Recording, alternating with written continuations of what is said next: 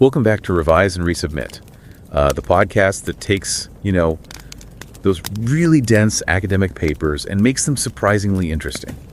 I'm Pavlov. And I'm Nikita. Imagine this. It's 2025 in Nepal. A youth movement, coordinated entirely through a Discord channel called Youth Against Corruption, successfully organizes this massive uprising against a deeply corrupt government. Wow.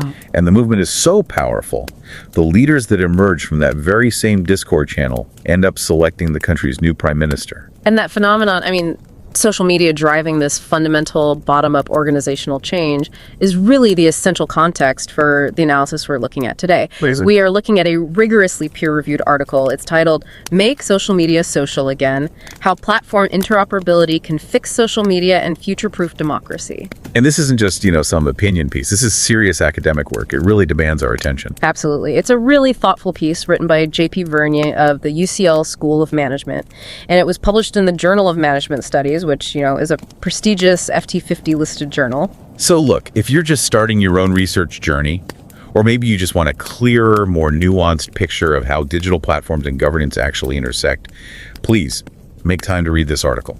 It's really thoughtfully crafted. It is. The full link is waiting for you in the show notes. Our goal here is to really simplify the core tension at the heart of the paper, this idea of democratic decay, and then explore the pretty innovative solution that Vernier proposes. Okay, so let's unpack this right away.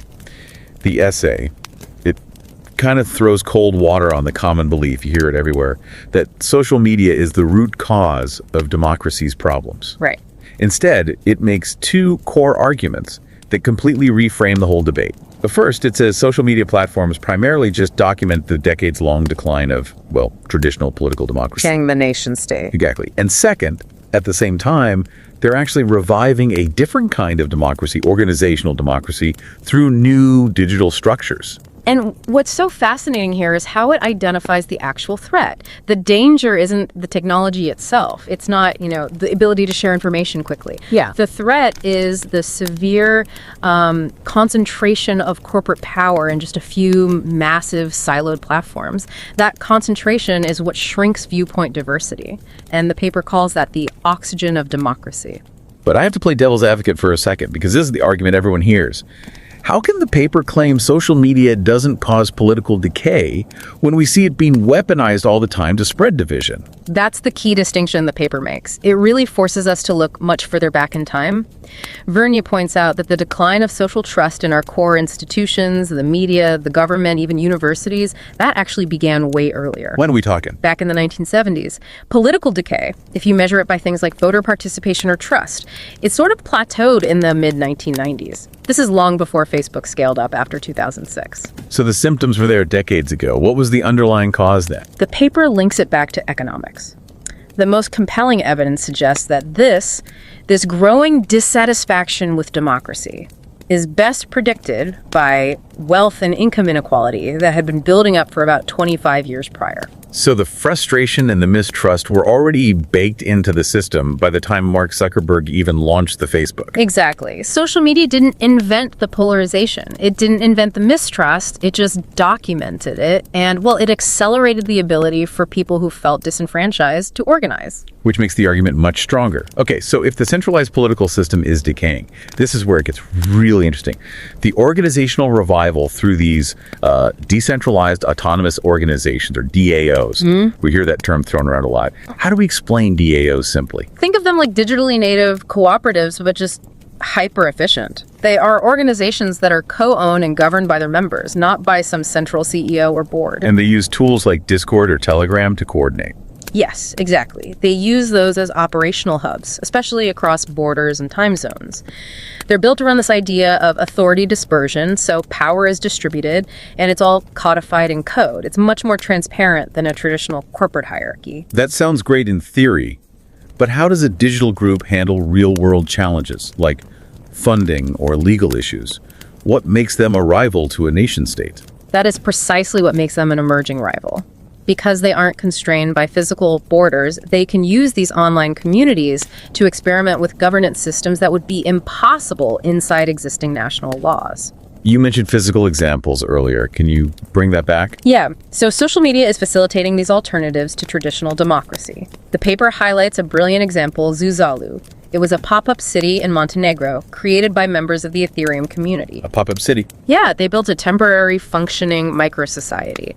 We're also seeing online groups developing charter cities, like Prospera in Honduras.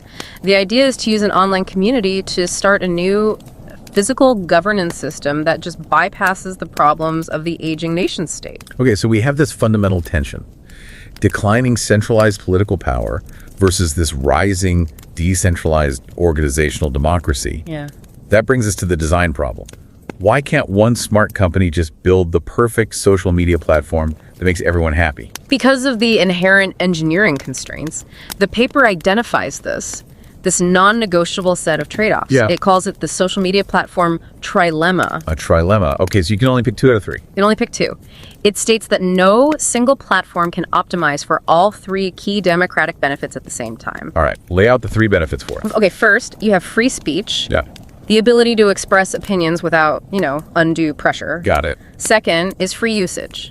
The ability to join the platform without a charge, so inclusion isn't based on your wealth. Makes sense. And third, And third, safe usage. So being able to participate without incurring harm, meaning the platform is free from, say, coordinated disinformation or harassment. let's run a quick diagnostic then. If a platform, say, like LinkedIn, optimizes for safe usage and free usage, it's free and it's relatively clean. What's the sacrifice? It requires heavy centralized moderation, and that process inevitably restricts certain voices, which curtails free speech. You sacrifice total openness to maintain a certain level of safety. Okay, now let's talk about the configuration that, dominates our current digital world, the one that prioritizes free speech and free usage. That is the configuration driven by what's called surveillance capitalism. It's the model where the platform is centralized, it's powered by machine learning, and it's optimized entirely for third-party advertising. So Facebook, TikTok, X. That's where they live. This model must maximize engagement to sell ads. And that optimization leads directly to sensationalism, clickbait, and shock content.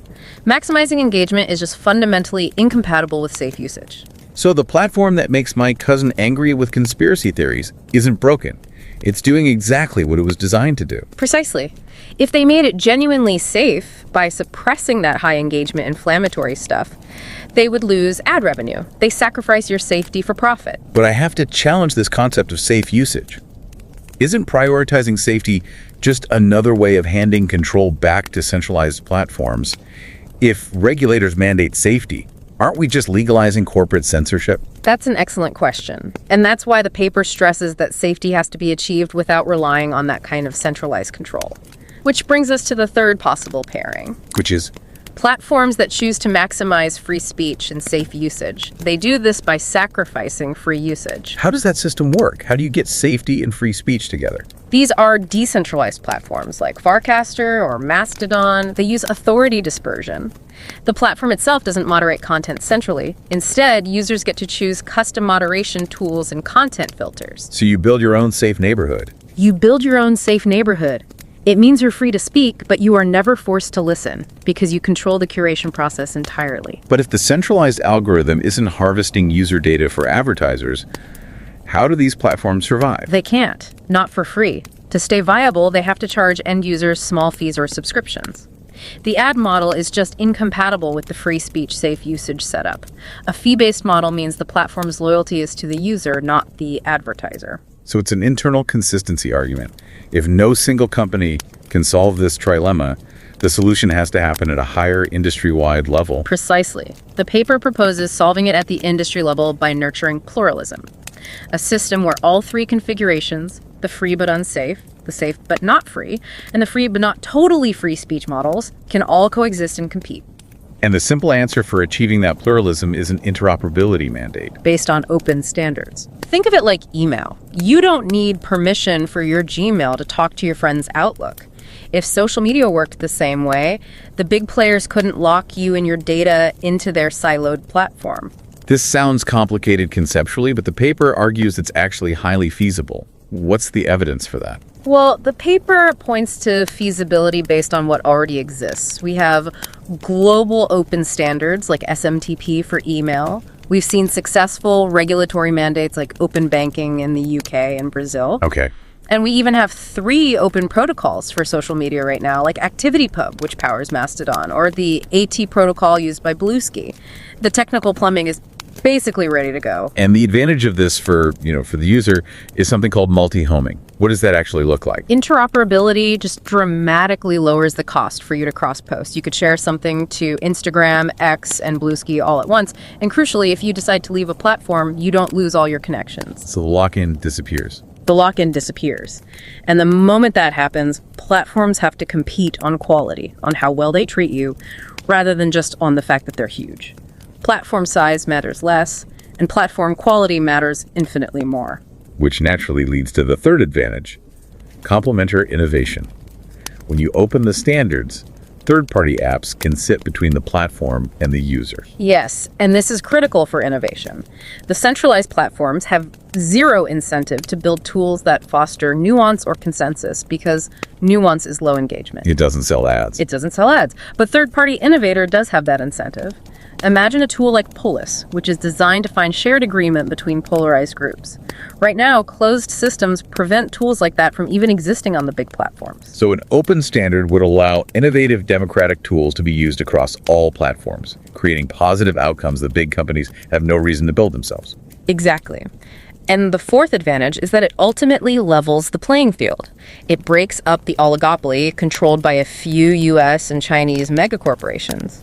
It lets new, smaller, more mission-driven networks compete on merit without needing billions in venture capital just to get started. Looking forward, then, we have a clear set of takeaways here. Yeah. For academics and researchers, what's the key lesson from all this? The key takeaway should be to stop scapegoating social media for democracy's deeper problems. The roots are structural inequality, declining trust. We have to shift the focus from moral panic over content to practical solutions and platform design. And we have to seriously study the rise of this new organizational democracy. And for practitioners, for regulators, the policy takeaway is equally clear. The solution is not more autocratic crackdowns or bans. The solution is economic. It's creating a competitive market through mandated interoperability. That preserves strategic choice for platforms, but it enforces the connective tissue that allows users to walk away from bad actors. And it provides a direct, highly practical defense against mass manipulation. How so? Well, consider that fee-based model we talked about. If a platform charges a tiny micro fee per post, say 5 cents, that small amount acts as a formidable anti-spam and anti-bot filter. Give us the math on that again, because it really brings the argument home. Okay, so if a hostile state actor wants to run a standard disinformation campaign, let's say 200,000 bots, posting 20 times a day for 200 days, that suddenly becomes incredibly expensive. Right. At 5 cents a post, that single operation would cost the bad actors over $40 million. $40 million. $40 million. That's the power of a competitive fee-based model. It deters manipulation without needing subjective, centralized policing of content. So if we mandate interoperability, social media can become truly social again. A system of competitive pluralism that gives the power back to you, the user, to choose what's best for you. But this analysis also raises a really important and slightly provocative question for the future, for all of us, really. Indeed. We've established that the organizational democracy of DAOs is building alternatives to the traditional nation state. What happens if the most influential alternatives, like those charter cities or Zuzalu, what if they're governed by polycentric systems instead of traditional elections? The paper reminds us that democracy will fail, too, if it's afraid of experimenting with new models in challenging times. The crucial question for the future isn't just if these new forms of governance are emerging, but whether these digitally incubated, decentralized experiments will ultimately strengthen our overall concept of collective governance, or whether they'll just fragment our shared reality even further. That's something for you to consider as these digital enclaves start to become physical, governed realities. And don't forget to subscribe to Revise and Resubmit on Spotify and Apple Podcasts. Until next time, keep those minds curious, keep questioning, and keep revising and resubmitting.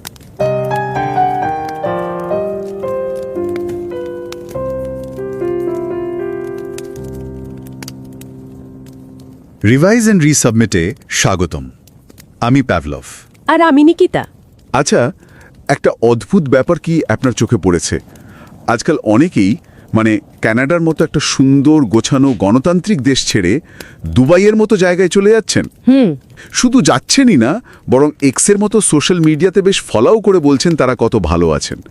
বলছেন Dubai নাকি অনেক বেশি নিরাপদ, রাস্তাঘাট ঝকঝকে, স্বাস্থ্য সেবা হাতের মুঠোয়, আর জীবনটা অনেক সহজ। হ্যাঁ, ব্যাপারটা শুনলে কেমন ধাক্কা লাগে, তাই না?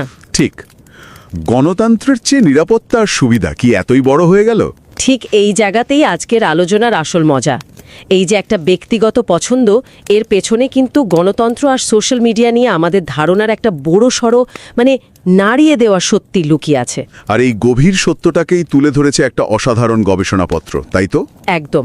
আমাদের আজকের আলোচনার কেন্দ্রে আছে সেটাই। হ্যাঁ, আমরা আজ একটা একাডেমিক প্রবন্ধ নিয়ে কথা বলবো। শিরোনামটা হলো make social media social again, how platform interoperability can fix social media and future proof democracy. প্রবন্ধটি লিখেছেন UCL স্কুল অফ ম্যানেজমেন্টের জেপি ভরগন। আর এটা কোনো সাধারণ লেখা নয়, এটি প্রকাশিত হয়েছে অত্যন্ত সম্মানজনক জার্নাল অফ ম্যানেজমেন্ট স্টাডিজে, যেটা ফিনান্সিয়াল টাইমসের র্যাঙ্কিং অনুযায়ী বিশ্বের সেরা 50টি ম্যানেজমেন্ট জার্নালের একটি। আর তাই আমরা আমাদের শ্রোতাদের, বিশেষ করে যারা গবেষণার জগতে নতুন পা রাখছেন, তাদের বিশেষভাবে অনুরোধ করব, হ্যাঁ, এই আলোচনা শোনার পাশাপাশি মূল প্রবন্ধটি পড়ার জন্য একটু সময় বের করতে। ঠিক। একটি ভালো গবেষণাপত্র কিভাবে একটা জটিল সমস্যার গভীরে যায় আর ধাপে ধাপে একটা শক্তিশালী যুক্তি তৈরি করে, তার এর চেয়ে ভালো উদাহরণ খুব কমই পাওয়া যায়। লিঙ্কটা শো নোটসে দেওয়া আছে। তাহলে চলুন এই অবাক করা বিষয়টার গভীরে যাওয়া যাক। আমরা প্রথমে বোঝার চেষ্টা করব গণতন্ত্রের সংকট নিয়ে লেখক কি বলছেন, যা আমাদের প্রচলিত ধারণার থেকে একদম আলাদা। হ্যাঁ, তারপর দেখব সোশ্যাল মিডিয়া প্ল্যাটফর্মগুলোর ভেতরের একটা অদ্ভুত সংকট, যাকে লেখক বলছেন ট্রাইলেমা। আর সব শেষে তিনি এর যে সমাধানের কথা বলছেন, তা হয়তো আমাদের অনলাইন দুনিয়াটাকে পুরোপুরি বদলে দিতে পারে। একদম। চলুন শুরু করা যাক। আচ্ছা, প্রবন্ধটির শুরুতেই যে দাবিটা করা হয়েছে সেটাই তো মাথা ঘুরিয়ে যাওয়ার মতো। লেখক বলছেন, আমরা যে সারাদিন সোশ্যাল মিডিয়াকে গণতন্ত্রের শত্রু বলে গালি দিই, সেটাই নাকি একটা মস্ত বড় ভুল। হ্যাঁ, তার মতে সোশ্যাল মিডিয়া গণতন্ত্রের পতনের কারণ নয়, এটা শুধু সেই পতনকে আমাদের চোখের সামনে তুলে ধরছে, একটা আয়নার মতো। ঠিক। আর গণতন্ত্রের আসল সংকট নাকি শুরু হয়েছিল বহু আগে, সেই 1970-এর দশকে। বাহ! হ্যাঁ, আর এটাই এই গবেষণার প্রথম এবং সবচেয়ে গুরুত্বপূর্ণ স্তম্ভ। লেখক এখানে কোনো মন গড়া কথা বলেননি। তিনি বিভিন্ন ডেটা আর গবেষণা দিয়ে দেখিয়েছেন যে 90-এর দশক থেকেই আচ্ছা, সরকার, মিডিয়া বা আদালতের মতো প্রতিষ্ঠানগুলোর ওপর সাধারণ মানুষের আস্থা কমতে শুরু করেছিল। আর এর কারণ? এর মূল কারণ হিসেবে তিনি চিহ্নিত করেছেন ক্রমবর্ধমান অর্থনৈতিক বৈষম্যকে। ভাবুন, সোশ্যাল মিডিয়া মানে ফেসবুক বা টুইটারের জন্ম কিন্তু এর অনেক পরে। একাডেমিক গবেষণার সৌন্দর্যটাই এখানেই, এটা জনপ্রিয় ধারণার স্রোতে গা না ভাসিয়ে ডেটার গভীরে গিয়ে আসল কারণটা খুঁজে বের করে। তার মানে আমরা এতদিন ভুল গাছ ধরে নাড়াচ্ছিলাম, দোষ দিচ্ছিলাম ফেসবুককে, কিন্তু আসল সমস্যাটা লুকিয়েছিল আমাদের সমাজ আর অর্থনীতির ভেতরে। অনেকটাই সেরকম। সোশ্যাল মিডিয়া সে আগে থেকে তৈরি হওয়া বিভেদ আর অসন্তোষকে একটা প্ল্যাটফর্ম দিয়েছে মাত্র। আগুনটা আগেই লেগেছিল, সোশ্যাল মিডিয়া শুধু তাতে হাওয়া দিয়েছে। একদম। কিন্তু এখানেই গল্পটা শেষ নয়। লেখক আরেকটা অদ্ভুত বিষয় তুলে ধরেছেন। কি সেটা? তিনি বলছেন, একদিকে যখন আমাদের পরিচিত রাজনৈতিক গণতন্ত্র মানে রাষ্ট্রীয় পর্যায়ের গণতন্ত্র দুর্বল হচ্ছে, হ্যাঁ, ঠিক সেই সময় সোশ্যাল মিডিয়া একদম নতুন এক ধরনের গণতন্ত্র তৈরিতে সাহায্য করছে। একে তিনি বলছেন প্রাতিষ্ঠানিক গণতন্ত্র বা অর্গানাইজেশনাল ডেমোক্রেসি। এটা তো বেশ স্ববিরোধী শোনাচ্ছে, একদিকে ভাঙছে আরেকদিকে গড়ছে। ব্যাপারটা ঠিক কী রকম? পারে। আর এর সবচেয়ে ভালো উদাহরণ হল DAO বা ডিসেন্ট্রালাইজড অটোনমাস অর্গানাইজেশন। নামটা একটু কঠিন লাগছে। হ্যাঁ, নামটা শুনতে একটু কঠিন লাগলেও ধারণাটা খুব সহজ। ভাবুন, এমন একটা অনলাইন সংগঠন যেখানে কোনো বস বা উঁচু নিচু পদের বিভেদ নেই। আচ্ছা, সদস্যরা সবাই মিলেমিশে ভোটের মাধ্যমে ঠিক করেন সংগঠনের লক্ষ্য কী হবে, কিভাবে টাকা খরচ করা হবে বা নিয়ম কানুন কী হবে। একটা উদাহরণ দিলে বুঝতে সুবিধা হতো। ধরুন, একটা অনলাইন বইয়ের ক্লাব। সদস্যরা ঠিক করলেন তারা প্রতি মাসে একটা বই পড়বেন। বেশ। কোন বইটা পড়া হবে সেটা ঠিক করার জন্য কোনো প্রেসিডেন্ট বা সেক্রেটারি নেই। ক্লাবের সব সদস্য ডিসকর্ড বা টেলিগ্রামের মতো প্ল্যাটফর্মে এসে নিজেদের পছন্দের বইয়ের নাম প্রস্তাব করেন এবং তারপর ভোটাভুটি হয়। আর যে বইটা সবচেয়ে বেশি ভোট পায় সেটাই নির্বাচিত হয়। ঠিক, এটাই খুব সহজ ভাষা একটা ডিএও।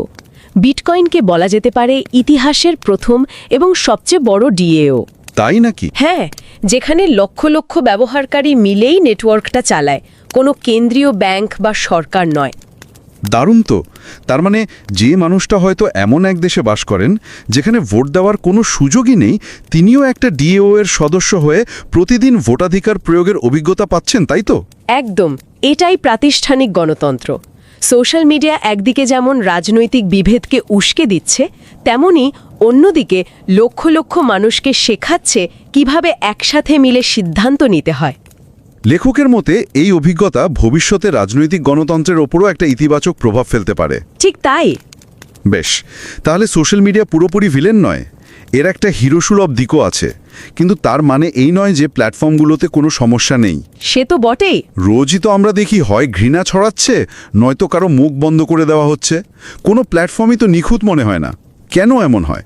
ঠিক, এই কেনর উত্তর দেওয়ার জন্যই লেখক একটা অসাধারণ ফ্রেমওয়ার্ক তৈরি করেছেন। গবেষণাপত্রে একটা শক্তিশালী ফ্রেমওয়ার্ক তৈরি করা খুব জরুরি, যা জটিল একটা সমস্যাকে সহজে বুঝতে সাহায্য করে। আর লেখক এই ফ্রেমওয়ার্কটির নাম দিয়েছেন সোশ্যাল মিডিয়া প্ল্যাটফর্ম ট্রাইলেমা। হ্যাঁ, ট্রাইলেমা মানে তিনটে সমস্যা। ট্রাইলেমা মানে হলো এমন একটা পরিস্থিতি যেখানে আপনার সামনে তিনটে ভালো বিকল্প আছে, কিন্তু আপনি যে কোনো দুটোকে বেছে নিতে পারবেন, তিনটেকে একসাথে কখনোই নয়। আচ্ছা, লেখকের মতে গণতন্ত্রের জন্য একটা আদর্শ সোশ্যাল মিডিয়া প্ল্যাটফর্মের তিনটে বৈশিষ্ট্য থাকা উচিত। 1, বাকস্বাধীনতা, মানে আপনি যা খুশি বলতে পারবেন। 2, বিনামূল্যে ব্যবহার, মানে ব্যবহারের জন্য কোনো টাকা লাগবে না। আর 3, নিরাপদ ব্যবহার, মানে প্ল্যাটফর্মটি আপনাকে ক্ষতিকারক বিষয় থেকে সুরক্ষা দেবে। আর লেখকের যুক্তি হলো কোনো প্ল্যাটফর্মই এই তিনটে জিনিস একসাথে দিতে পারে না। দুটো পেতে গেলে একটাকে ছাড়তেই হবে। একদম। চলুন কয়েকটা উদাহরণ দিয়ে দেখি। যেমন ধরুন লিঙ্কডইন বা ইউটিউব। আচ্ছা, এই প্ল্যাটফর্মগুলো আপনি বিনামূল্যে ব্যবহার করতে পারেন, আবার এগুলো বেশ নিরাপদও, কারণ এখানে খুব কড়া মডারেশন হয়। আপনি যা খুশি তাই পোস্ট করতে পারেন না। হ্যাঁ, লিঙ্কডইনে কোনো রাজনৈতিক বিতর্কিত পোস্ট দিলে বা ইউটিউবে একটু আপত্তিকর ভিডিও দিলেই তো সেটা সরিয়ে দেওয়া হয়। ঠিক, তার মানে আপনি নিরাপত্তা আর বিনামূল্যে ব্যবহারের বিনিময়ে আপনার কিছুটা বাকস্বাধীনতা বিসর্জন দিচ্ছেন। বুঝলাম। এবার ভাবুন এক্স, মানে সাবেক টুইটারের কথা। এখানে আপনি বিনামূল্যে অ্যাকাউন্ট খুলতে পারেন এবং প্রায় যা খুশি তাই বলতেও পারেন, কিন্তু তার ফল কি? ফল হলো প্ল্যাটফর্মটা প্রায় বিষাক্ত হয়ে ওঠে। প্রচুর ভুল তথ্য, বিদ্বেষমূলক মন্তব্য সবকিছু পাওয়া যায়। অর্থাৎ নিরাপত্তাটা কমে যায়। নিখুঁত বলেছেন। তাহলে দুটো বিকল্প আমরা দেখলাম, এবার তৃতীয় বিকল্পটা দেখি। আচ্ছা, ফারকাস্টার বা মাস্টোডনের মতো কিছু নতুন প্ল্যাটফর্ম আছে। এরা বাকস্বাধীনতা এবং নিরাপত্তা দুটোই দেওয়ার চেষ্টা করে। ব্যবহারকারীরাই নিজেরাই ঠিক করতে পারে তারা কী ধরনের কন্টেন্ট দেখতে চায় বা চায় না, কিন্তু এই সুবিধাটা দেওয়ার জন্য তাদের একটা ছোট্ট ফি নিতে হয়, হয়তো বছরে কয়েক $।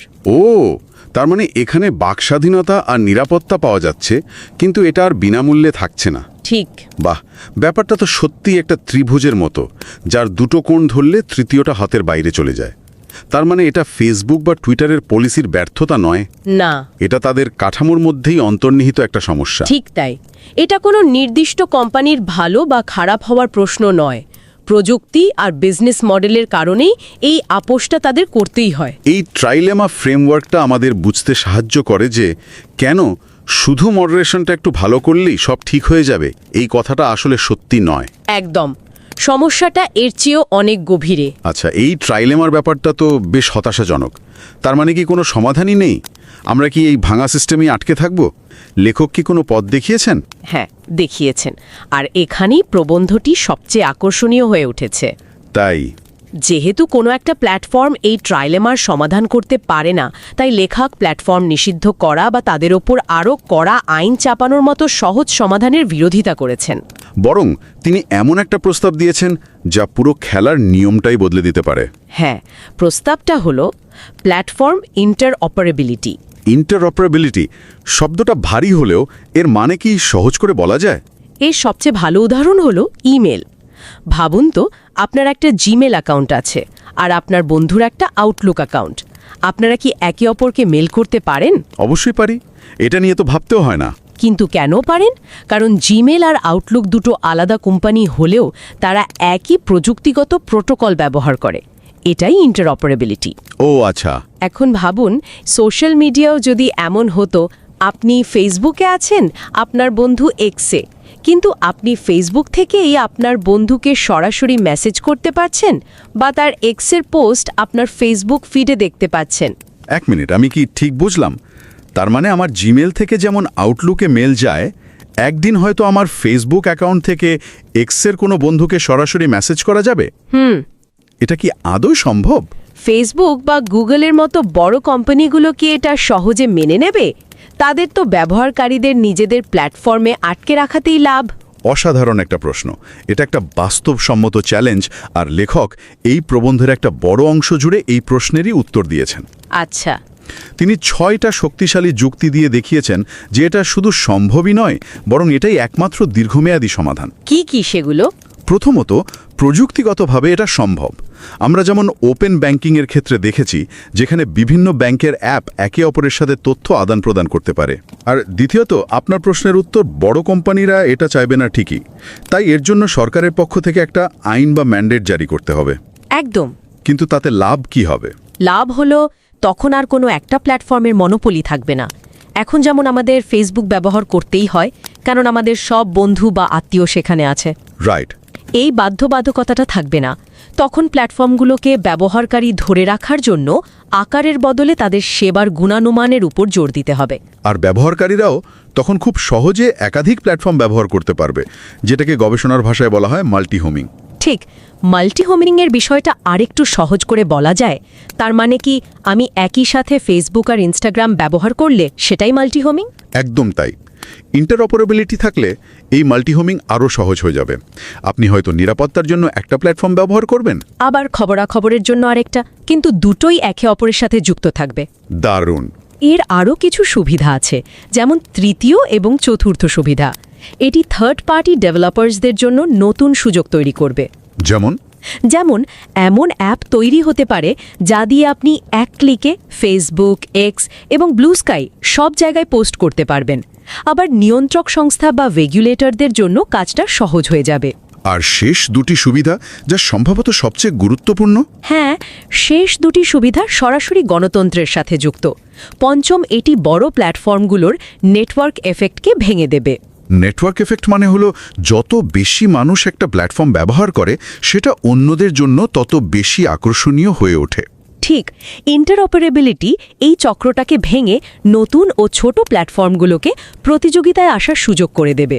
আর সবশেষে ষষ্ঠ সুবিধা?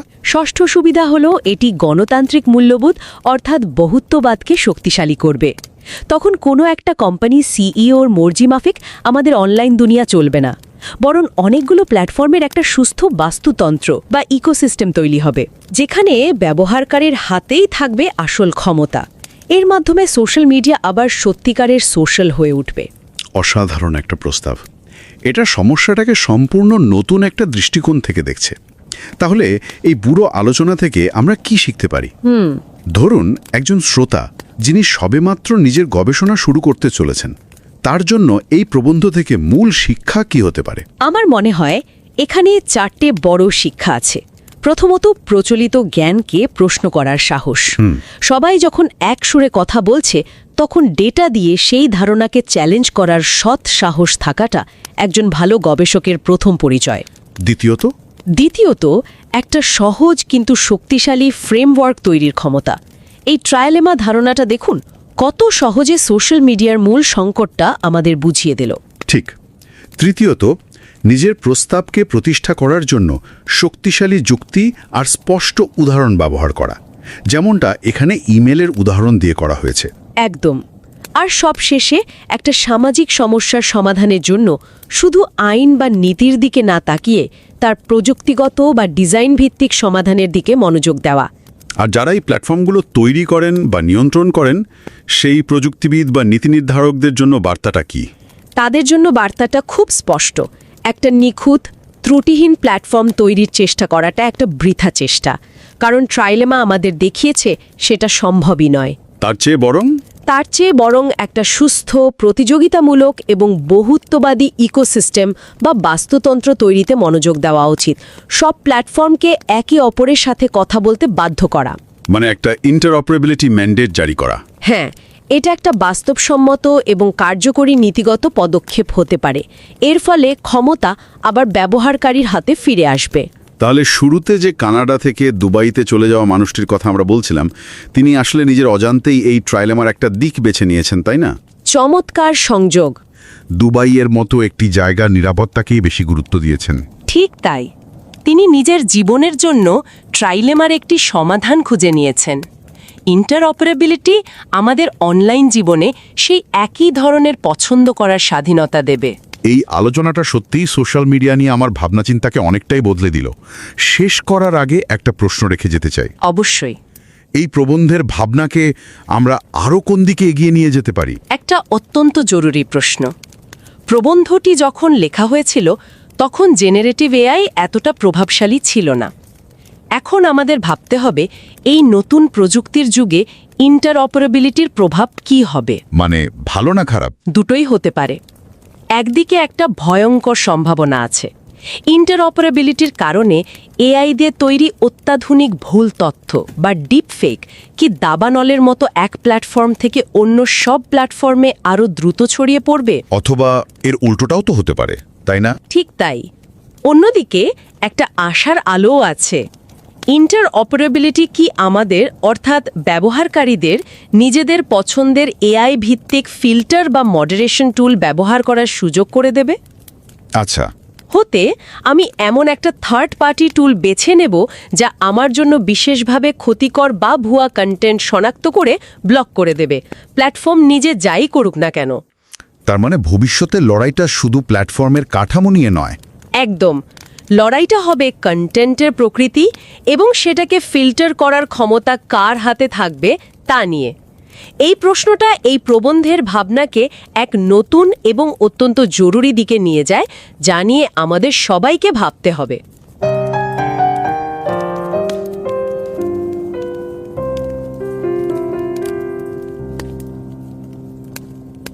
नमस्कार।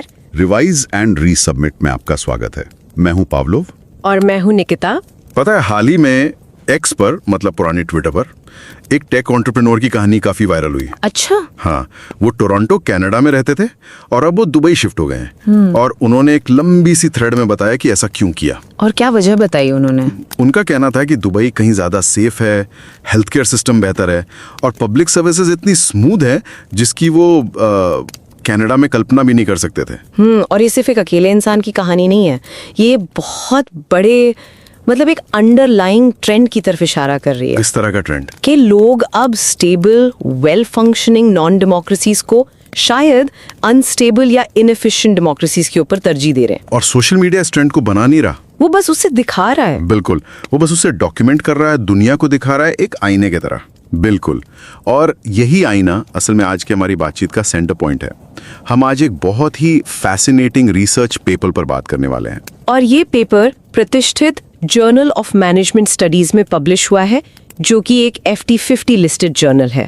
पेपर का टाइटल है make social media social again, how platform interoperability can fix social media and future proof democracy. और इसके लेखक है JP Verne, जो UCL स्कूल ऑफ मैनेजमेंट से है। और हम सच में ये रेकमेंड करेंगे कि हमारे लिसनर्स इस पेपर को जरूर पढ़ें, चाहे वो इस चैनल को सब्सक्राइब करें या ना करें।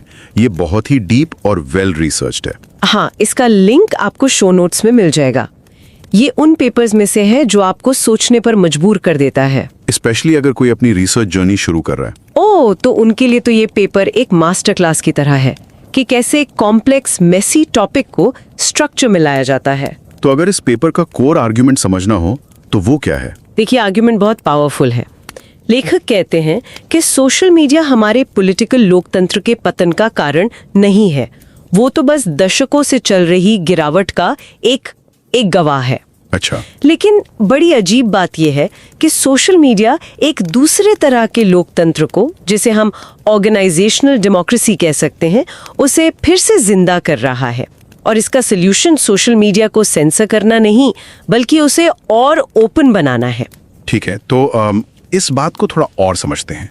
ये जो पहला पॉइंट है कि सोशल मीडिया को बलि का बकरा बनाया जा रहा है, ये काफी बोल्ड स्टेटमेंट है। बिल्कुल है। आजकल तो हर कोई, हर पॉलिटिकल पार्टी हर प्रॉब्लम के लिए सोशल मीडिया को ही ब्लेम कर रही है। बिल्कुल।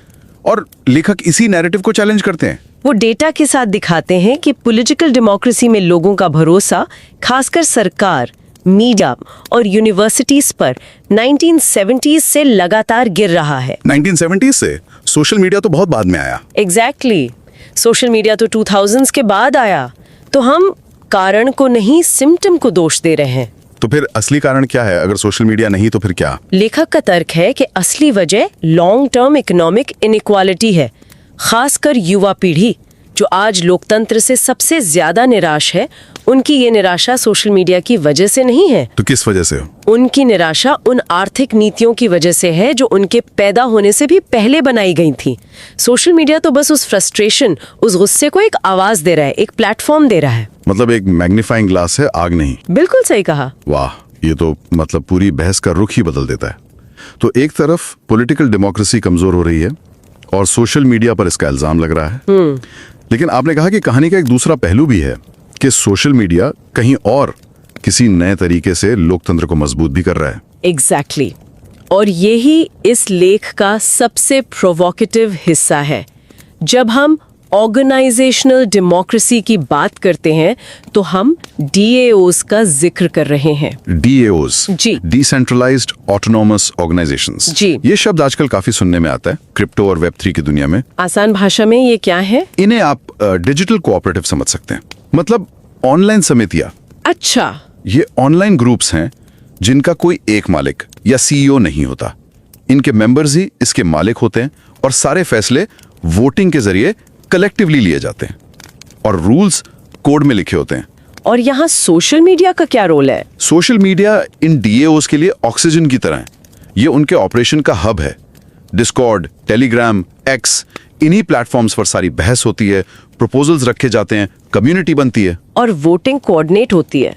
हाँ, इसका सबसे बड़ा और पुराना उदाहरण तो खुद बिटकॉइन है। बिटकॉइन का कोई फॉर्मल ऑफिस या CEO नहीं है। उसके फ्यूचर को लेकर सारे बड़े फैसले ऑनलाइन फोरम्स और रेडिट पर होने वाली पैशनेट डिबेट से निकलते हैं। तो एक तरफ सोशल मीडिया पुरानी पॉलिटिकल स्ट्रक्चर्स की खामियों को दिखा रहा है और वहीं दूसरी तरफ वो लोकतंत्र के इन नए डिजिटल फॉर्म्स को इनेबल भी कर रहा है। ये तो कमाल का कॉन्ट्रास्ट है। लेकिन फिर एक सवाल उठता है, अगर सोशल मीडिया इतना डाइवर्स है, एक तरफ रेडिट है, दूसरी तरफ लिंक्डइन है, तो हम हमेशा इसे एक ही बड़ी प्रॉब्लम की तरह क्यों देखते हैं? सही सवाल है। अक्सर सर्वेलेंस कैपिटलिज्म जैसा भारी भरकम शब्द इस्तेमाल होता है, जैसे हर प्लेटफॉर्म हमारी जासूसी करके ही पैसा कमा रहा है। और लेखक इसी ओवर सिंप्लिफिकेशन को क्रिटिसाइज करते हैं। वो कहते हैं कि लिंक्डइन, पिंटरेस्ट या मास्टरडॉन जैसे प्लेटफॉर्म्स इस सर्वेलेंस कैपिटलिज्म के मॉडल में बिल्कुल फिट नहीं बैठते। और यहीं पर उनका थ्योरेटिकल फ्रेमवर्क बहुत यूजफुल हो जाता है, खासकर यंग रिसर्चर्स के लिए जो किसी कॉम्प्लेक्स टॉपिक को समझने की कोशिश कर रहे हैं। क्या है ये फ्रेमवर्क? वो कहते हैं कि किसी भी प्लेटफॉर्म को 3 डायमेंशंस पर देखो। एक, उसकी कोर टेक्नोलॉजी क्या है, मशीन लर्निंग पर बना है या ब्लॉकचेन पर। ठीक है। 2, उसका प्लेटफॉर्म डिजाइन कैसा है, सेंट्रलाइज्ड है जैसे फेसबुक या डिसेंट्रलाइज्ड है जैसे मास्टरडॉन। और 3, उसका बिजनेस मॉडल क्या है, एड से पैसे कमाता है या सब्सक्रिप्शन से। तो जब आप इन 3 लीवर्स को समझते हैं तो आपको दिखता है कि सोशल मीडिया कोई एक चीज नहीं बल्कि बहुत सारी अलग अलग चीजों का कलेक्शन है। और इसी फ्रेमवर्क से एक बहुत ही पावरफुल आइडिया निकल कर आता है जिसे लेखक द सोशल मीडिया ट्रिलेमा कहते हैं। ये सुनने में बहुत दिलचस्प लगता है। ये इस पेपर का दिल है। ट्राइलेमा ये कहता है कि कोई भी एक सोशल मीडिया प्लेटफॉर्म एक ही समय में 3 चीजें ऑफर नहीं कर सकता। कौन सी 3 चीजें? फ्री स्पीच, फ्री यूसेज और सेफ यूसेज। मतलब इन 3 में से कोई 2 ही मिल सकते हैं। हाँ, तीसरा आपको छोड़ना ही पड़ेगा। वाह, ये तो ऐसा हुआ कि हम एक ऐसी गाड़ी मांगे जो तेज भी चले, सुरक्षित भी हो और मुफ्त में भी मिले। बिल्कुल। तो इसे रियल वर्ल्ड एग्जाम्पल से समझते हैं। मान लीजिए हमें फ्री यूसेज और सेफ यूसेज चाहिए। तो आपको फ्री स्पीच से समझौता करना पड़ेगा। इसका परफेक्ट एग्जाम्पल है लिंक्डइन। लिंक्डइन कैसे? ये ज्यादातर यूजर्स के लिए फ्री है और आमतौर पर एक बहुत प्रोफेशनल और सेफ एनवायरनमेंट है। क्यों? क्योंकि वहाँ कंटेंट मॉडरेशन बहुत अग्रेसिव होता है। हाँ बिल्कुल, वहां तो आप मतलब गलती से भी कोई मजाक या मीम नहीं डाल सकते, वरना लोग आपको अनप्रोफेशनल समझ लेंगे। प्रिसाइसली। तो वो एक तरह की कीमत है जो हम उस सेफ माहौल के लिए चुकाते हैं। अपनी बात कहने की पूरी आजादी वहां नहीं है। नहीं है। अब दूसरा कॉम्बिनेशन लेते हैं। मान लीजिए आपको सेफ यूसेज और फ्री स्पीच दोनों चाहिए। मतलब माहौल भी अच्छा रहे और आप जो चाहें वो कह भी सकें। हाँ, तो फिर जेब ढीली करनी पड़ेगी, फ्री यूसेज को छोड़ना पड़ेगा, है ना? बिल्कुल। फारकास्ट जैसे नए डिसेंट्रलाइज्ड सोशल नेटवर्क्स इसी मॉडल पर चल रहे हैं। वहाँ यूजर्स अपनी डिजिटल आइडेंटिटी और अपने डेटा पर कंट्रोल रखने के लिए एक छोटी सी एनुअल फी देते हैं। इससे प्लेटफॉर्म को एड्स पर डिपेंड नहीं रहना पड़ता और वो एक high quality non toxic community बनाने पर फोकस कर सकता है, जहाँ फ्री स्पीच भी हो और सेफ्टी भी। ओके, तो अब आता है तीसरा और सबसे कंट्रोवर्शियल कॉम्बिनेशन, फ्री यूसेज और फ्री स्पीच। जब हमें सब कुछ मुफ्त में भी चाहिए और बोलने की पूरी आजादी भी, तब आपको सेफ यूसेज को दांव पर लगाना पड़ता है। और इसका सबसे बड़ा उदाहरण है एक्स। हाँ, पुराना ट्विटर। ये फ्री है और यहाँ फ्री स्पीच को बहुत हद तक प्रायोरिटाइज किया जाता है। लेकिन इसका नतीजा क्या होता है? Miss information, hate speech, online abuse. ये सब प्लेटफॉर्म पे बहुत कॉमन है। उसे सेफ कहना बहुत मुश्किल है। ये तो बहुत ही क्लियर तरीके से प्रॉब्लम को फ्रेम करता है। इसका मतलब तो ये हुआ कि हम जो एक परफेक्ट सोशल मीडिया प्लेटफॉर्म की उम्मीद करते हैं, जो सेफ भी हो, फ्री भी हो और जहां हमें कुछ भी कहने की आजादी हो, वो बन ही नहीं सकता। It's an impossible dream. Exactly. और इसीलिए लेखक कहते हैं कि सोल्यूशन किसी एक प्लेटफॉर्म को फिक्स करने में नहीं है। सोल्यूशन एक हेल्दी डाइवर्स इकोसिस्टम बनाने में है, जहां अलग अलग ट्रेड ऑफ्स वाले प्लेटफॉर्म्स को एग्जिस्ट कर सकें। और उस इकोसिस्टम को बनाने का तरीका क्या है? Platform interoperability. ये इंटरऑपरेबिलिटी सुनने में बहुत टेक्निकल शब्द लगता है। आम इंसान के लिए इसका क्या मतलब है? इसे समझने का सबसे आसान तरीका है ईमेल। ईमेल? आप अपने जीमेल से किसी के आउटलुक मेल पर मैसेज भेजते हैं और आपको 1 सेकंड के लिए भी सोचना नहीं पड़ता कि जाएगा या नहीं। दोनों कंपनीज कंपेटिटर हैं, फिर भी उनके सिस्टम्स एक दूसरे से बात करते हैं। अच्छा। बस यही चीज सोशल मीडिया के लिए सोचिए कि आप इंस्टाग्राम पर हैं, आपका दोस्त किसी नए छोटे प्लेटफॉर्म पर है, लेकिन आप दोनों एक दूसरे को फॉलो कर सकते हैं, मैसेज कर सकते हैं। मतलब प्लेटफॉर्म्स की दीवारें टूट जाएंगी। बिल्कुल। ये तो सोशल मीडिया की दुनिया में क्रांति ला सकता है, लेकिन ये असल में मुमकिन है? मेटा जैसी कंपनी क्यों चाहेगी कि उसके अरबों यूजर्स आसानी से किसी नए प्लेटफॉर्म पर चले जाएं? आपका सवाल बिल्कुल सही है और यही सबसे पहली बाधा है। लेकिन लेखक इसके लिए 6 बहुत स्ट्रॉन्ग आर्ग्यूमेंट्स देते हैं। अच्छा, क्या है वो? पहला, जैसा आपने कहा, ये व्यावहारिक रूप से संभव है। ये कोई साइफाई आइडिया नहीं है। हमने ये ईमेल में होते हुए देखा है। यूरोपियन यूनियन ने ओपन बैंकिंग के साथ इसे कर दिखाया है। टेक्नोलॉजी मौजूद है। ठीक है, मान लिया कि ये पॉसिबल है, लेकिन इससे फायदा क्या होगा? दूसरा और सबसे बड़ा फायदा है योग्यता के आधार पर प्रतिस्पर्धा। अभी क्या होता है, फेसबुक या इंस्टाग्राम इसलिए बड़े हैं कि वो बेस्ट हैं। बल्कि इसलिए बड़े हैं क्योंकि आपके सारे दोस्त वहां हैं। Network effect? हाँ, इंटरऑपरेबिलिटी इस नेटवर्क इफेक्ट को किसी एक कंपनी की प्रॉपर्टी होने से छीन लेगी और इसे पब्लिक गुड बना देगी। तब प्लेटफॉर्म्स को साइज पर नहीं, क्वालिटी, फीचर्स और सेफ्टी पर compete करना होगा। मतलब छोटी इनोवेटिव कंपनीज को भी एक फाइटिंग चांस मिलेगा। ये तो इनोवेशन के लिए बहुत अच्छा होगा। बिल्कुल। और वही तीसरा पॉइंट है, नवाचार को बढ़ावा।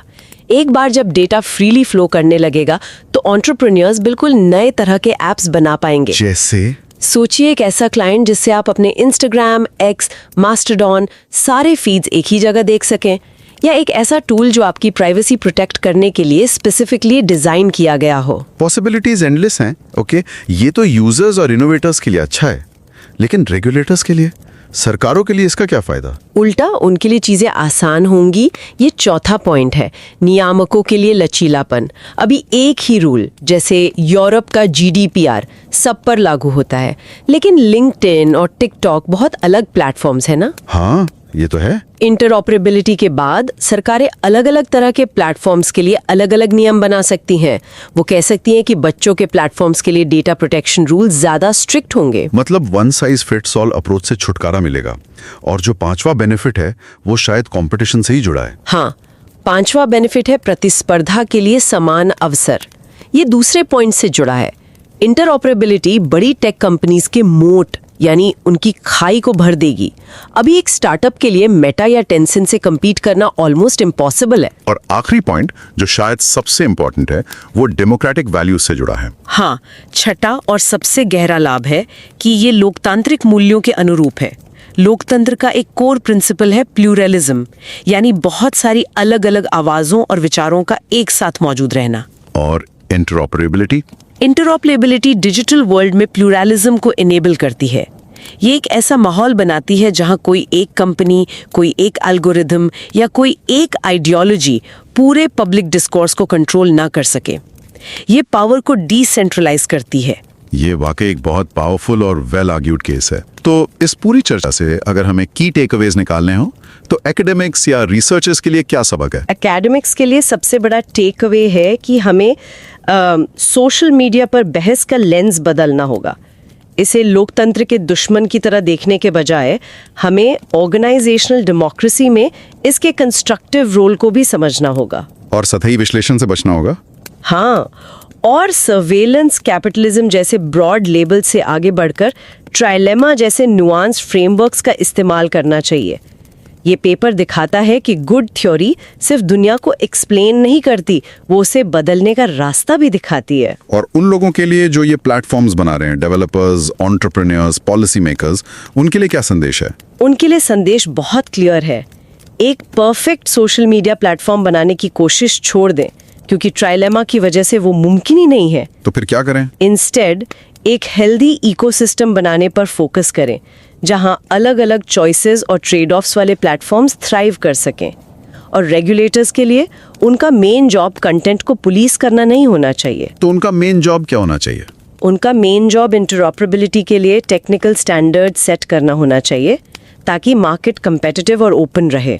कंटेंट मॉडरेशन प्लेटफॉर्म का काम है कंपटीशन इंश्योर करना रेगुलेटर का। ये वाकई एक पूरी तरह से अलग पर्सपेक्टिव है, प्रॉब्लम को फंडामेंटली रिफ्रेम करना। इस चर्चा को खत्म करने से पहले मैं एक सवाल के साथ छोड़ना चाहूंगी, जो इस पेपर से ही निकलता है। जरूर। लेखक बताते हैं कि कैसे डाओज जैसे ऑनलाइन समुदाय अब असल दुनिया में जमीन खरीदकर अपने शहर बना रहे हैं। मोंटागो में जुजालू कम्युनिटी है, हॉन्ड्रेज में प्रॉस्पेरा नाम का एक चार्टर सिटी प्रोजेक्ट है। अच्छा, मतलब ऑनलाइन से ऑफलाइन। हाँ, तो सवाल ये है कि जब ऑनलाइन गवर्नेंस और फिजिकल टेरिटरी के बीच की ये लाइन धुंधली होने लगेगी, तो सिटीजनशिप, सॉवरेनिटी और कॉन्फ्लिक्ट के कौन से नए रूप हमारे सामने आ सकते हैं? अगर एक ग्लोबल डिजिटल कम्युनिटी अपना फिजिकल नेशन स्टेट बना सकती है, तो हमारी आज के देशों के भविष्य के लिए इसका क्या मतलब है?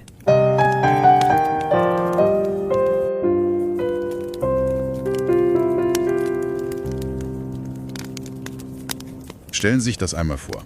Sie sind ein erfolgreicher Tech-Unternehmer. Sie leben in Toronto, eine Stadt, die immer wieder für ihre hohe Lebensqualität gelobt wird, und trotzdem entscheiden Sie sich, nach Dubai auszuwandern. Auf der Plattform X teilen Sie dann auch Ihre Gründe. Sie sagen, Dubai ist sicherer, die Gesundheitsversorgung besser, Drogen an Schulen kaum ein Problem. Und Dienstleistungen wie Kinderbetreuung sind unendlich viel besser. Das ist keine Fiktion. Das ist eine von vielen, vielen echten Stimmen, die auf sozialen Medien eine wachsende Unzufriedenheit mit dem Leben in etablierten Demokratien zeigen. Und das wirft eine ganz fundamentale Frage auf, die uns doch alle betrifft. Sind die sozialen Medien die Ursache für diese schwindende Anziehungskraft der Demokratie? Oder halten sie uns eigentlich nur einen Spiegel vor? Dokumentieren sie einen Trend, der schon viel länger existiert? Genau diese Frage geht ein faszinierender Aufsatz nach, auf dem unsere heutige Analyse basiert. Er trägt den Titel Make Social Media Social Again. Geschrieben wurde er von J.P. Verne von der UCL School of Management. Und was man wirklich betonen muss, er wurde im renommierten Journal of Management Studies veröffentlicht. Das ist eine der angesehensten Fachzeitschriften überhaupt. Absolut, eine sogenannte FT50-Publikation. Das ist sozusagen die Champions League in dem Bereich. Und deswegen möchten wir Sie wirklich ermutigen, sich die Zeit zu nehmen, diesen Artikel selbst zu lesen. Er ist so sorgfältig ausgearbeitet und streng begutachtet.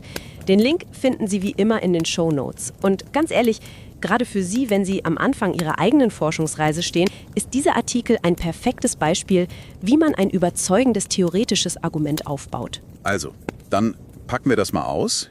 Die zentrale These des Autors stellt die gängige Meinung eigentlich komplett auf den Kopf. Er argumentiert, soziale Medien sind nicht der Brandstifter, sondern eher der Chronist des Niedergangs der politischen Demokratie. Gleichzeitig aber, und das ist der Clou, sind sie der Motor für eine Wiederbelebung der organisatorischen Demokratie. Und das ist ein entscheidender Punkt. Der Autor trennt hier zwei Ebenen. Auf der einen Seite haben wir die Demokratie von Staaten. Und da belegt er mit Daten aus der Politikwissenschaft, dass das Vertrauen und das Engagement schon seit den 1970er und 90er Jahren sinken. Also lange, lange vor dem Aufstieg von Facebook und Co. Okay, das ist wichtig.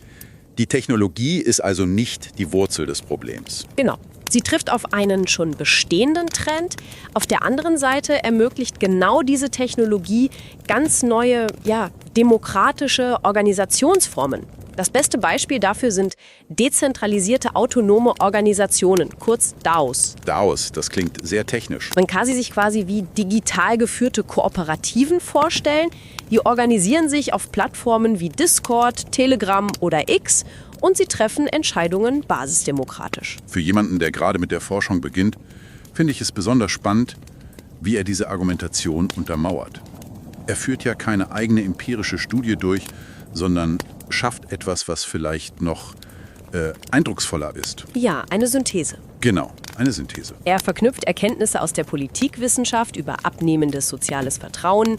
Er zitiert Managementforschung, analysiert die technologische Architektur von verschiedenen Plattformen, von zentralisierten Giganten bis zu dezentralen Nischennetzwerken wie Mastodon. Und er nutzt sogar einzelne Social-Media-Posts als qualitative Belege. Wie der Post am Anfang? Exakt. Das zeigt eindrücklich, wie man durch die intelligente Verknüpfung von vorhandenem Wissen eine völlig neue Perspektive schaffen kann. Und hier wird es wirklich interessant. Um das Kernproblem zu fassen, entwickelt der Autor ein eigenes theoretisches Modell, das Trilemma der Social-Media-Plattformen. Was hier faszinierend ist, ist die Einfachheit und gleichzeitig die enorme Erklärungskraft dieses Modells. Der Autor sagt, dass eine einzelne Plattform unmöglich 3 für eine Demokratie wesentliche Vorteile gleichzeitig bieten kann. Okay, und welche sind das? Erstens, Redefreiheit, also Free Speech. Zweitens, kostenlose Nutzung, Free Usage. Und drittens, sichere Nutzung, Safe Usage. Man kann immer nur 2 davon haben. Exakt. Nehmen wir eine Plattform wie LinkedIn. Sie optimiert für kostenlose und sichere Nutzung. Aber dafür schränkt sie die Redefreiheit durch starke Moderation ein. Klar, bestimmte Themen sind da tabu. Richtig. Dann eine Plattform wie X, früher Twitter. Die setzt auf Redefreiheit und kostenlose Nutzung. Aber das geht zulasten der Sicherheit. Denken Sie nur an Hassrede oder die ganzen Bots. Genau. Und dann gibt es dezentrale Plattformen wie Farcaster. Die ermöglichen Redefreiheit und Sicherheit durch nutzergesteuerte Filter. Aber Sie sind nicht kostenlos? richtig, man muss meistens kleine Gebühren zahlen. Das ist ein echter Aha-Moment. Es bedeutet ja, dass die Suche nach der einen perfekten Plattform, Vergeblich ist. sie ist vergeblich. Und genau deshalb ist der Lösungsvorschlag des Autors so überzeugend. Er sagt, wir müssen das Trilemma nicht auf der Ebene einzelner Plattformen lösen, sondern auf der Ebene der gesamten Branche. Das Schlüsselwort lautet: Interoperabilität. Erklären Sie das mal mit dieser E-Mail-Analogie aus dem Artikel. Die fand ich brillant. Sehr gerne. Sie können von einem Google-Mail-Konto problemlos eine E-Mail an ein Microsoft Outlook-Konto senden, oder? Natürlich. Warum? Weil beide einen gemeinsamen offenen Standard verwenden. Stellen Sie sich nun vor, Social-Media-Plattformen müssten das auch tun. Sie könnten von Ihrem Instagram-Konto aus einen Beitrag direkt an die Follower eines Freundes auf Blue Sky senden. Wow. Das würde alles verändern. Die riesigen Netzwerkeffekte, die uns heute in diesen, wie er es nennt, ummauerten Gärten von Meta gefangen halten, die würden geschwächt. Richtig. Es würde ein pluralistisches Ökosystem entstehen. Neue, kleinere Plattformen hätten eine echte Chance, weil sie nicht bei Null anfangen müssten. Sie könnten sich auf Qualität statt auf schiere Größe konzentrieren. Der Autor nennt 6 konkrete Vorteile, von denen 2 besonders herausstechen. Und die wären? Es würde den Wettbewerb auf eine faire Basis stellen. Und es würde eine Welle der Innovation bei Drittanbieter-Apps auslösen. Stellen Sie sich eine App vor, mit der Sie einen Post entwerfen und ihn gleichzeitig perfekt formatiert auf TikTok, X und LinkedIn veröffentlichen. Die Kontrolle würde also zurück zu den Nutzern wandern. Genau darum geht es. Aber da frage ich mich schon, ist das realistisch? Ich meine, die großen Plattformen wie Meta oder Tencent, deren ganzes Geschäftsmodell basiert doch darauf, uns in ihren Systemen zu halten. Die werden sich doch mit Händen und Füßen wehren. Das ist der wunde Punkt. Absolut. Und der Artikel ist da auch mehr visionär als ein politischer Fahrplan. Der Widerstand wäre gigantisch, keine Frage. Es bräuchte einen massiven regulatorischen Eingriff. So ähnlich wie damals bei der Zerschlagung von Telekom-Monopolen. Also ein echter Kraftakt. Ein riesiger Kraftakt. Aber, und das ist das Spannende, die Idee ist nicht mehr komplett utopisch. Wir sehen ja durch den Digital Markets Act der EU schon erste, ganz zarte Schritte in diese Richtung. Zum Beispiel bei der geforderten Interoperabilität von Messengern wie WhatsApp. Der Stein ist also schon ins Rollen gekommen. So könnte man es sagen, ja. Er rollt sehr langsam, aber er rollt. Was heißt das also alles für die Zukunft? Was sind die wichtigsten Erkenntnisse für Akademiker und Praktiker? Für die Forschung ist die Botschaft ziemlich klar. Schaut über den Tellerrand der dominanten Plattformen hinaus. Analysiert die Vielfalt des Ökosystems. Das Trilemma-Modell bietet dafür ein starkes Werkzeug. Für die Politik ist die Botschaft noch direkter. Statt sich in Debatten über Inhaltsmoderation zu verlieren oder einzelne Plattformen zu verbieten, sollte man sich auf strukturelle Lösungen konzentrieren. Eine gesetzliche Vorschrift zur Interoperabilität zum Beispiel? Das ist ein machbarer, konkreter Vorschlag. Der Artikel lässt einen aber auch mit neuen, sehr spannenden Fragen zurück. Absolut. Zum Beispiel, wie würde sich unser Online-Diskurs verändern, wenn wir Tools wie die im Artikel erwähnte Polis-Software nutzen könnten? Ah ja, die Software, die nicht das Trennende, sondern das Verbindende sucht? Genau. Stellen Sie sich eine Kommentarspalte vor, die Ihnen nicht die spaltendsten Kommentare ganz oben anzeigt, sondern die Kommentare, bei denen die größte Chance auf Konsens besteht. Das würde die ganze Dynamik verändern. Von Konfrontation zu Konsenssuche. Richtig. Oder denken Sie an die DAOs. Was sind die langfristigen Auswirkungen, wenn Millionen Menschen in nicht-demokratischen Ländern über DAOs ihre ersten Erfahrungen mit demokratischer Abstimmung machen? Könnte diese Erfahrung von der digitalen in die reale Welt überschwappen? Das ist die große, offene Frage. Aber es ist eine unglaublich faszinierende Vorstellung. Vielleicht ist das eine Art Trainingslager für Demokratie. Der Aufsatz argumentiert ja, dass Social Media nur Autokraten Angst machen sollte, nicht Demokraten. Vielleicht liegt unsere Frustration mit diesen Plattformen also gar nicht an der Technologie selbst, sondern an den digitalen Mauern, die uns in ihnen einschließen. Die provokante Frage, die dieser Artikel für Sie im Raum stehen lässt, ist: Was könnten Sie erschaffen? Mit wem könnten Sie sich verbinden? Und welche Art von Gesprächen könnten Sie führen, wenn diese Mauern eingerissen würden?